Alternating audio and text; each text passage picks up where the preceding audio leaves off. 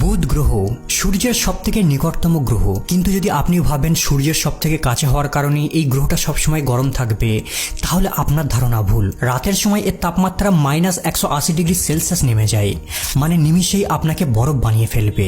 কিন্তু দিনের বেলা এখানে তাপমাত্রা একেবারে আকাশ ছোঁয়া হয়ে যায়, 430°C। তাপমাত্রার এই চরম ভারসাম্যহীনতার পেছনের কারণ হলো বুধ গ্রহের তাপমাত্রাকে নিয়ন্ত্রণ করার জন্য এখানে উপযুক্ত বায়ুমণ্ডল নেই। পরিবর্তে এর রয়েছে খুব পাতলা এক্সোস্ফিয়ার, যা তাপকে ধরে রাখতে পারে না। তবে বুধ গ্রহের চরম তাপমাত্রা ছাড়া এখানের আবহাওয়া নিয়ে বেশি চিন্তার দরকার নেই। এখানে কোনো মেঘ নেই, ঝড় নেই, বৃষ্টি নেই, আর এখানে শ্বাস প্রশ্বাসের জন্য উপযুক্ত বাতাসও নেই। বুধ গ্রহের আসল বিপদ শুরু হয়তো সৌর বিকিরণ থেকে। এই গ্রহটা পৃথিবীর তুলনায় 7 গুণ বেশি সানলাইট রিসিভ করে, যা আরও বেশি এই গ্রহটাকে বিপজ্জনক করে তুলেছে। এই প্ল্যানেটের সারফেসে রয়েছে বড় বড় গর্ত আর খাড়া ধারালো পাহাড়, যার কারণে এখানে ল্যান্ড করাও একটা কঠিন সাধ্য কাজ। স্পেসশিপ ল্যান্ড করার সময় 90% চান্স রয়েছে ক্র্যাশ করার। আর দিনের বেলা এখানে ল্যান্ড করা তো আরও বেশি ভয়ঙ্কর, কারণ দিনে এখানে তাপমাত্রা এতটাই বেশি যে মনে হবে যেন আপনাকে জীবন্ত আগুনে ফেলে দেওয়া হয়েছে, আর কয়েক মিনিটের মধ্যেই আপনার দেহ জ্বলে পুড়ে টোস্ট হয়ে যাবে। লেটেস্ট স্পেস স্যুট কেবলমাত্র 250°C তাপকে হ্যান্ডেল করতে পারে, আর -250° ঠান্ডাকেই সহ্য করতে পারবে। কিন্তু এখানে তাপমাত্রা মাঝে মাঝে 430 থেকে 440°C পর্যন্ত পৌঁছে যায়, মানে দিনের বেলা এখানে ল্যান্ড করলে আপনার মৃত্যু নিশ্চিত। আবার রাতের বেলাতেও এখানে ল্যান্ড করা বিপজ্জনক, কারণ রাতে এখানে টেম্পারেচার -180°-র উপর চলে যায়, যা আপনাকে জমিয়ে বরফ বানিয়ে ফেলবে। বুধের পরেই রয়েছে শুক্র গ্রহ, আর এই গ্রহটা পৃথিবীর একদম কাছে অবস্থিত। এর দূরত্ব পৃথিবী থেকে প্রায় 40 মিলিয়ন কিলোমিটার। যদি আমরা পৃথিবী থেকে শুক্র গ্রহে যাওয়ার চেষ্টা করি, তাহলে প্রায় 4 মাস মতোই সময় লাগবে পৌঁছাতে। শুক্র গ্রহের সাইজ পৃথিবীর মতোই, আর এর মধ্যাকর্ষণ শক্তি প্রায় পৃথিবীর সমান, তাই এদিক থেকে সেখানে কোনো সমস্যা হবে না। কিন্তু প্রথম সমস্যা শুরু হবে যখন আপনি এর কাছাকাছি পৌঁছাবেন, কারণ এই গ্রহে প্রবেশ করলেই সুন্দর হলুদ মেঘ ঘুরে বেড়াচ্ছে দেখতে পাবেন, আর এই মেঘ থেকে বৃষ্টিও হচ্ছে। কিন্তু এই অপূর্ব মেঘগুলো সালফিউরিক অ্যাসিড দ্বারা গঠিত। এটা এতটাই ভয়ানক যে যদি একবার শ্বাস নেন তাহলে আপনার লাংসকে কয়েক সেকেন্ডের মধ্যে পুড়িয়ে ফেলবে। এখন কল্পনা করুন যে আপনি এমন একটি স্ট্রং স্যুট পরে আছেন যা আপনাকে এই অ্যাসিডের হাত থেকে বাঁচিয়ে দেবে, কিন্তু যখন আপনি এই গ্রহে ল্যান্ড করবেন দৃশ্যটা ধীরে ধীরে কমে আসবে, কারণ এখানের অ্যাটমসফিয়ার বেশিরভাগ কার্বন ডাই অক্সাইড দ্বারা তৈরি। পরের সমস্যাটা হলো এখানে তীব্র তাপ, যা প্রায় 462°C, এমনকি বুধ গ্রহের থেকেও বেশি তাপমাত্রা, যা সীসা গলানোর জন্য যথেষ্ট।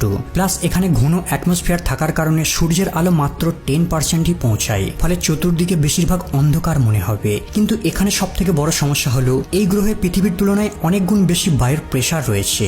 এখানে বায়ুমণ্ডলের প্রেসার পৃথিবীর তুলনায় 92 গুণ বেশি, ঠিক অনেকটা সমুদ্রের 900 মিটার গভীর জলের চাপের মতো। পৃথিবীর মতো গ্র্যাভিটি থাকার পরেও এখানে নিজের হাত পাকে মুভ করতে পারবেন না, মনে হবে যেন আপনি চোরা বালির ভেতর ঢুকে পড়েছেন। প্রেসারের কারণে কিছু বুঝে ওঠার পূর্বেই আপনার বুকে প্রচন্ড ব্যথা হবে, নাক দিয়ে রক্তপাত হতে থাকবে, আর স্ট্রং স্পেস স্যুট পরে থাকার পরেও একটা সময় প্লাস্টিকের বোতলের মতো চূর্ণ হয়ে যাবেন। আর যদি প্রেসারের কারণে নাও মরেন, তাহলে বাতাসে মজুদ বিষাক্ত সালফিউরিক অ্যাসিড যদি একবার আপনার স্পেস স্যুটের ভিতর ঢুকে পড়ে, তাহলে আপনার মৃত্যু নিশ্চিত। মঙ্গল গ্রহ পৃথিবীর দ্বিতীয় নিকটতম গ্রহ, আর এই গ্রহটাই 8টা গ্রহের মধ্যে বসবাসের জন্য উপযুক্ত। দিনের বেলা এখানে খুব একটা গরম বা খুব বেশি ঠান্ডা থাকে না, তাপমাত্রা 20°C, যা আমাদের জন্য খুবই উপযুক্ত, আরামদায়ক। কিন্তু সমস্যা শুরু হয় রাতের বেলা। কিছু কিছু জায়গায় মাত্রা অতিরিক্ত ঠান্ডা থাকে, টেম্পারেচার প্রায় -130° পর্যন্ত পৌঁছে যায়। আরও একটি সমস্যা হলো বুধ গ্রহের মতো মঙ্গল গ্রহেরও বায়ুমণ্ডল খুব পাতলা, বেশিরভাগ কার্বন ডাই অক্সাইড দ্বারা গঠিত, খুব কমই শ্বাস নেবার মতো অক্সিজেন রয়েছে। এখানে শ্বাস নেওয়া ঠিক অনেকটা মুখে মোটা কাপড় চেপে ধরে রেখে শ্বাস নেওয়ার মতো ফিল হবে। কিন্তু যদি আপনি এখানে ল্যান্ড করেন, তারপরেও রয়েছে একটি বড় সমস্যা।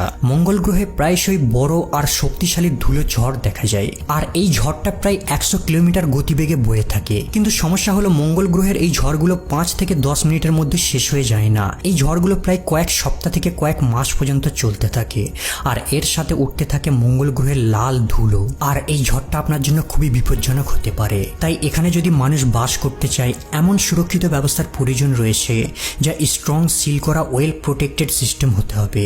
বৃহস্পতি গ্রহ আমাদের সোলার সিস্টেমের সবথেকে বড় গ্রহ, কিন্তু এই গ্রহে আপনি কখনোই নামতে পারবেন না, কারণ এই গ্রহটা গ্যাস দ্বারা গঠিত। বাকি গ্রহের মতো এই গ্রহে কোনো শক্ত পৃষ্ঠতল নেই, মানে এখানে নামার অর্থ মেঘের উপর দাঁড়ানো। কিন্তু তারপরেও যখন আপনি আপনার স্পেসশিপে করে বৃহস্পতি গ্রহে নামার চেষ্টা করবেন, বৃহস্পতি তার ভয়ানক গ্র্যাভিটির দ্বারা তার দিকে টানতে থাকবে। এর ফলে আপনার স্পেসশিপের গতি অটোমেটিক বেড়ে যাবে, এতটাই বেড়ে যাবে যে আপনি স্পেসশিপের ভিতর বসে বসে ধাক্কা অনুভব করতে পারবেন। এর কারণ বৃহস্পতি গ্রহের গ্র্যাভিটি পৃথিবীর তুলনায় 2.4 টাইম বেশি স্ট্রং হয়ে থাকে। এছাড়াও বৃহস্পতি গ্রহ এই সৌরজগতের সবথেকে গতিতে ঘোরা গ্রহ। 9.9 ঘন্টার মধ্যেই একটা রোটেশন কমপ্লিট করে ফেলতে পারে, যেখানে 24 ঘন্টায় পৃথিবীতে একদিন হয়ে থাকে, কিন্তু দ্রুত ঘোরার কারণে বৃহস্পতি গ্রহে 9 ঘন্টা 55 মিনিটে একদিন হয়। আর এই কারণে এখানে ঝড়ের গতিবেগ 450 কিলোমিটার পার আওয়ার, যা আন্টার্কটিকা রেকর্ডের ঝড়ের থেকেও অনেক বেশি। আর এই হাওয়ার গতিবেগের কারণে আপনার স্পেসশিপ ভেঙে যাবে, আর ভেঙে যাওয়ার সাথে সাথে আপনি ওই গতিশীল হাওয়ার মাঝে কোথায় যে হারিয়ে যাবেন নিজেও কল্পনা করতে পারবেন না। কিন্তু যদি আপনি 150 কিলোমিটার নিচে নামতে পারেন, তাহলে একটা নতুন রেকর্ড গড়ে ফেলবেন। 13 জুলাই 1995 সালে নাসার গ্যালিলিও প্রব প্রায় 18 মিনিট পর্যন্ত বৃহস্পতি গ্রহের আশেপাশে ঘুরতে থাকে, আর সেখান থেকে ডেটা পৃথিবীতে পাঠাতে থাকে। কিন্তু যখনই বৃহস্পতির বায়ুমণ্ডলে এন্ট্রি করে, এর স্পিড হঠাৎ কয়েক গুণ বেড়ে যায়, আর কয়েক মিনিটের মধ্যেই বৃহস্পতির ভিতরে টেম্পারেচার 16,000 ডিগ্রি সেলসিয়াস পর্যন্ত পৌঁছে যায়। আর 115 কিলোমিটার নিচে নামার পরেই সিগন্যাল আসা বন্ধ হয়ে যায়। বৃহস্পতি গ্রহের সেন্টারের প্রেসার পৃথিবীর তুলনায় 100 মিলিয়ন গুণ বেশি হয়ে থাকে। এই কারণে গ্যালিলিও প্রব নিচে পড়ার সময় ফেটে যায়। কিন্তু যদি আপনি 1 ঘন্টা ধরে বৃহস্পতি গ্রহের নিচের দিকে নামতে থাকেন, তাহলে একটা সময় এর সবথেকে গভীর লেয়ারে পৌঁছে যাবেন। আর এখানে রয়েছে অদ্ভুত টাইপের ম্যাটেরিয়াল, যা গ্যাসীয় নয় আবার তরলও নয়। একে বলা হয় সুপার ক্রিটিক্যাল ফ্লুইড। হয় আপনি এর উপর ভেসে থাকবেন, না হলে সাঁতার কাটবেন। কিন্তু যদি আপনি কোনোভাবে এর থেকেও আরো গভীরে যেতে পারেন, তাহলে বৃহস্পতির কোরে পৌঁছাবেন। আর এখানে টেম্পারেচার 24,000 ডিগ্রি সেলসিয়াস, মানে সূর্যের সারফেসের থেকেও 4 গুণ বেশি। তবে বিজ্ঞানীরা জানে না এর কোরটা সলিড নাকি লিকুইড ফর্মে আছে। শনি বৃহস্পতির পরে শনি আমাদের সৌরজগতের দ্বিতীয় বৃহত্তম গ্রহ। কিন্তু সর্বপ্রথম সমস্যা শুরু হবে যখন আপনি এই গ্রহের ভেতর প্রবেশ করার চেষ্টা করবেন। যেমন পৃথিবীর একটা চাঁদ রয়েছে, তেমনি শনি গ্রহের 46টা চাঁদ রয়েছে। আর এর চতুর্পাশে অসংখ্য পুরাতন ভাঙা চাঁদ, বরফের টুকরো, ধূমকেতু, মহাকাশ শিলা রিংয়ের মতো আটকে রয়েছে। আর এই রিংটাকে পার করে শনির ভেতর প্রবেশ করার পূর্বেই আপনার স্পেসশিপটা ভেঙে যাবে।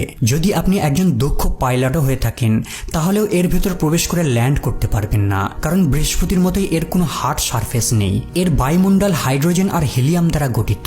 প্রবলেম শুরু হবে যখন আপনি এর গভীরে নামবেন, কারণ শনির গভীরের চাপ পৃথিবীর বায়ুমণ্ডলের চাপের কয়েক হাজার গুণ বেশি। ঠিক অনেকটা গভীর সমুদ্রের মতো অনুভূতি পাবেন, মানে নিমেষেই আপনাকে জেলি বানিয়ে ফেলবে। শুধু তাই নয়, এখানে আরো একটি সমস্যা হলো এখানে তীব্র গতিবেগের ঝড়, যা ঘন্টায় 18,000 কিলোমিটার গতিবেগে বয়ে যায়। পৃথিবীর সব থেকে শক্তিশালী টর্নাডোর চেয়েও বহুগুণ বেশি শক্তিশালী।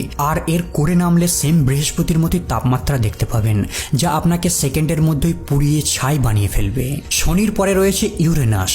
আমাদের সোলার সিস্টেমের অনেক দূরেই রয়েছে এই প্ল্যানেটটা। অনেক দূরে হওয়ার কারণে সূর্যের আলো এখানে খুব কম মাত্রায় পড়ে। এই কারণে এখানে টেম্পারেচার সবসময় -200 ডিগ্রি সেলসিয়াসের নিচে থাকে, যার ফলে এই প্ল্যানেটটা সবসময় শীতল হয়ে থাকে, যা যে কোনো ব্যক্তিকে ঠান্ডায় জমিয়ে ফেলবে।